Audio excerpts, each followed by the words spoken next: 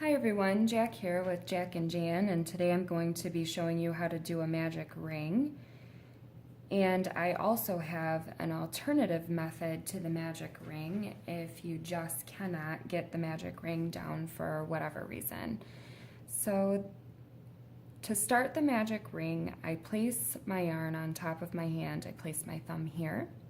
I wrap over, cross, flip my hands over, spread my fingers apart, take my hook, I go under the first, over the second, and I pull down. Then I flip my hands over. I take my thumb and just to secure this, and I pull my fingers out. Now what you have is, this is your magic ring. Here's your tail. Here's your working yarn, which you're going to want to cross up here to form that loop over your hook.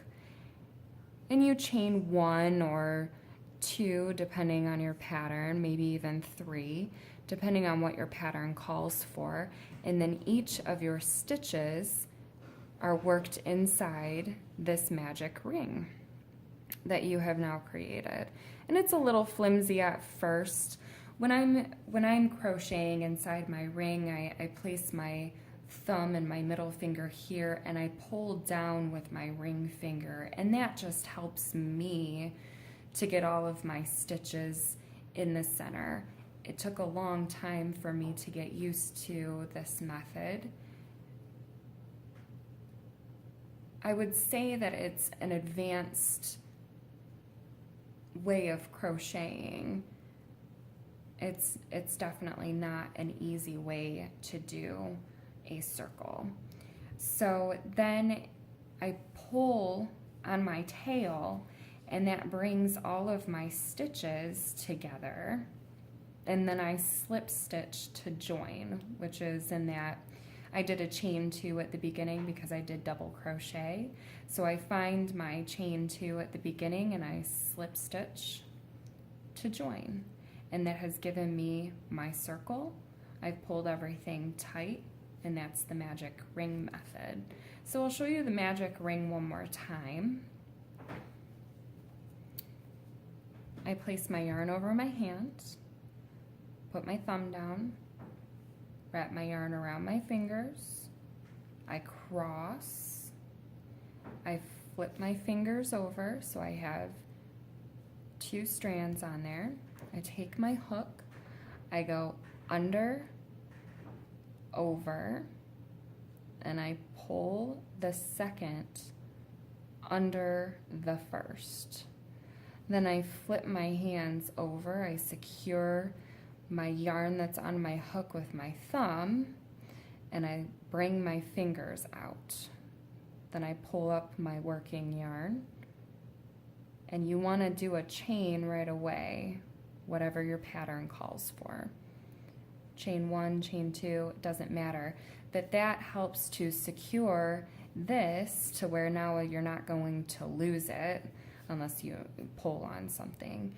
But it's not as easy to lose your magic ring now. And now you can do whatever you need to do to start your pattern. So that's that way. Now if you just cannot get that way down, it's difficult.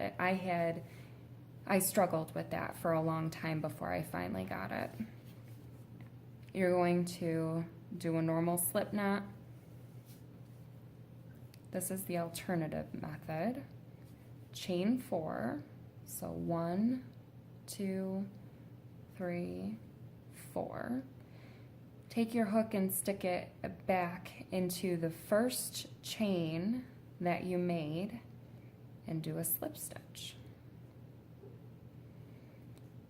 And now you're going to do, I'm going to say a chain 2 because I'll do a double crochet. So I'm going to chain 2, I'm going to yarn over, and all of my stitches are going to go in the very center of this ring that I've created with my chain 4. So I'm going to go in the center and make sure that all of your stitches, just like in the magic ring, are over this tail that you've created, because you're going to pull the tail tight at the end just like you do the normal magic ring method. So we'll just do, let's see, this is 3. I'll do a quick few double crochet here so that I can show you pulling the tail tight at the end to form your ring.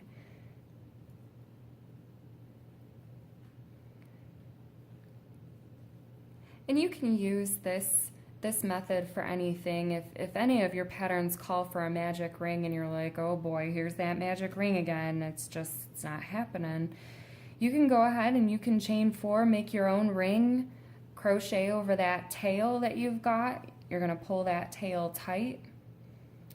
Go ahead and slip stitch to join.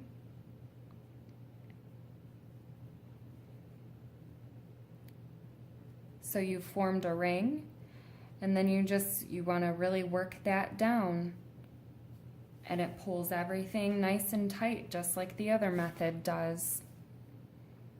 And there is nothing wrong with doing this way instead of the magic ring. I hope you guys enjoyed this video.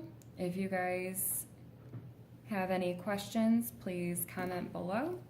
If you guys like to see any different instructional videos, go ahead and comment away. Subscribe and like us.